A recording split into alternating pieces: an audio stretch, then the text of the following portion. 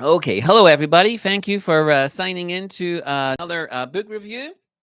Thanks for coming back. A factory manager goes missing. The workers whisper dark rumors. The police investigate. But what they uncover is far more disturbing than anyone expected. Welcome to the unsettling world of Pyun Hye-young's The Canning Factory. This is a novella that takes a chilling look at modern society. So, yes, today's book is The Canning Factory by Pyun Hye-young, translated into English by Michelle Ju-eun Kim. And of course, I've talked about Pyun Hye-young many times in the past on the channel before. She's one of the Korean writers who, over the past few years, has grown increasingly popular, successful, and acclaimed in English and internationally as more and more of her novels and short story collections have been translated into English. So she's had 4 novels translated into English so far. The Whole, City of Ash and Red, The Law of Lines, and the most recent one is The Owl Cries. I'm forgetting the name now. The Owl Cries, I think. She's also just had another collection of short stories translated called To the Kennels, which I'm reading at the moment.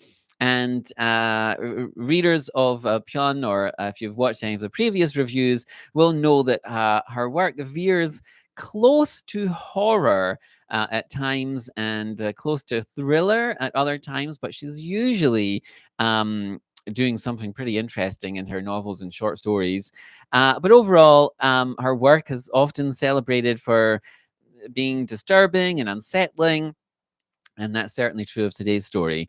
And yes, so the Canning Factory contains elements that regular readers of Pyeon will find familiar and touches on themes that she has written about before. And this is a short story, a novella.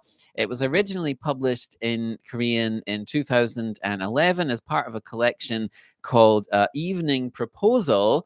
So this was also translated into English, that whole collection. And but this version of it was published by Asia Publishers as part of their excellent series of modern Korean literature.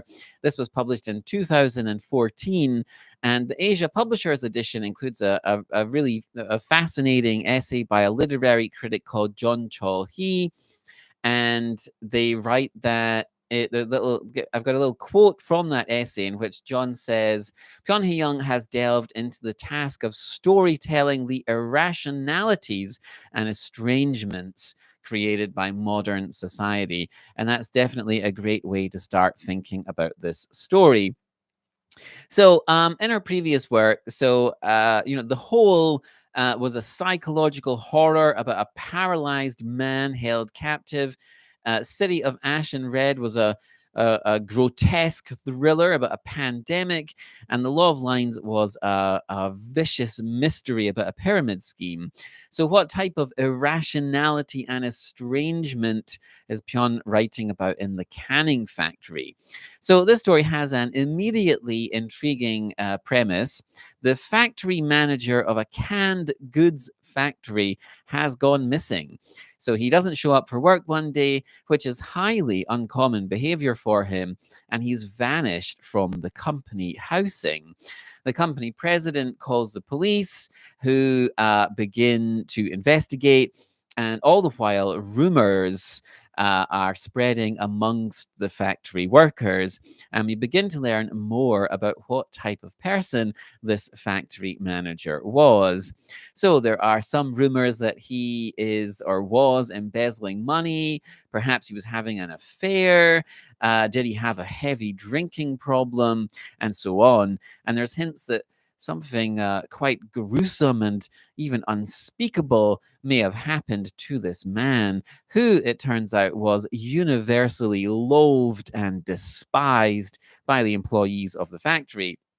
It would seem all the pieces are in place for a murder mystery story, but the story doesn't go in the direction that many readers might expect.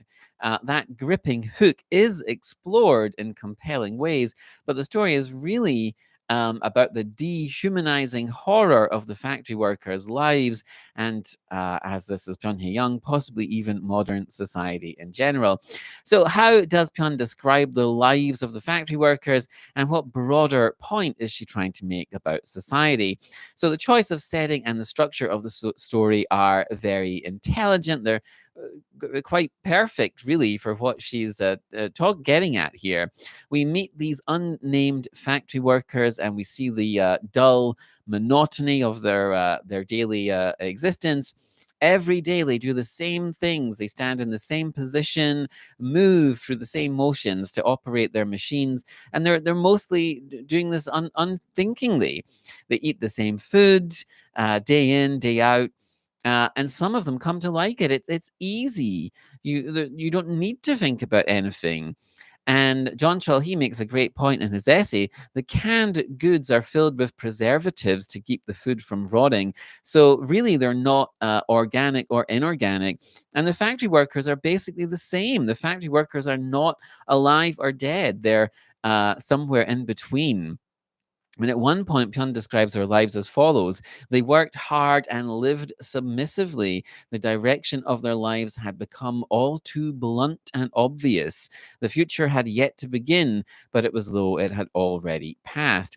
Such a great line, really captures the predicament these people find themselves in. And for most of them, of course, there is no escape.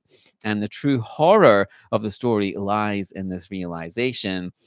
And so, like I said, I've talked about most of her previous novels, and I've mentioned how good Pyun is at inspiring a visceral reaction in her readers through the imagery that she uses, the descriptions, and just the concepts that she's sort of bringing into life. So, do we see the evidence of that talent at work in this story? Of course, we do. Yes. And this is a genuine talent of a writer that can make you have a strong reaction of disgust or horror or fear at a concept or an image, and then through that make you view the world in some different way. So, and it's like Pyun can shift your perspective on seemingly mundane, trivial things, and then see the hidden horror that lies behind them. And in this book, that mostly comes from the concept of canned food. You may not want to eat anything that comes from a can for a while after reading this story. Consider yourself warned. But Pyun describes the smells, the various scents of the factory, the different canned goods in such a way that it's just disgusting and overpowering.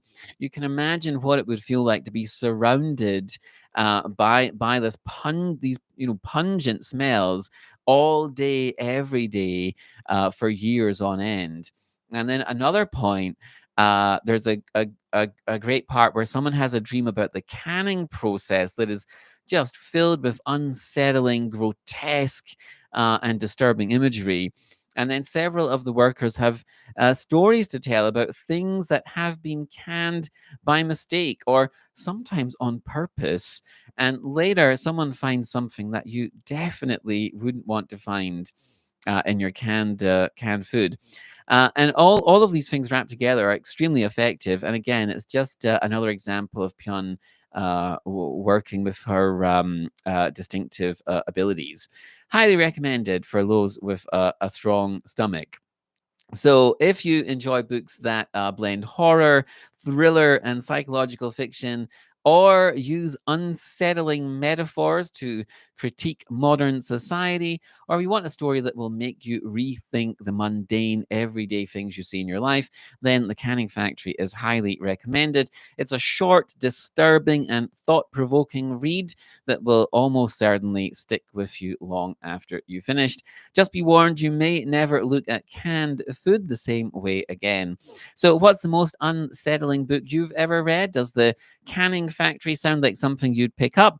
Please feel free to leave a comment, and don't forget to like the video, subscribe for more book reviews, and hit the notification bell. And as always, thanks for watching, take care, and I'll see you in the next video.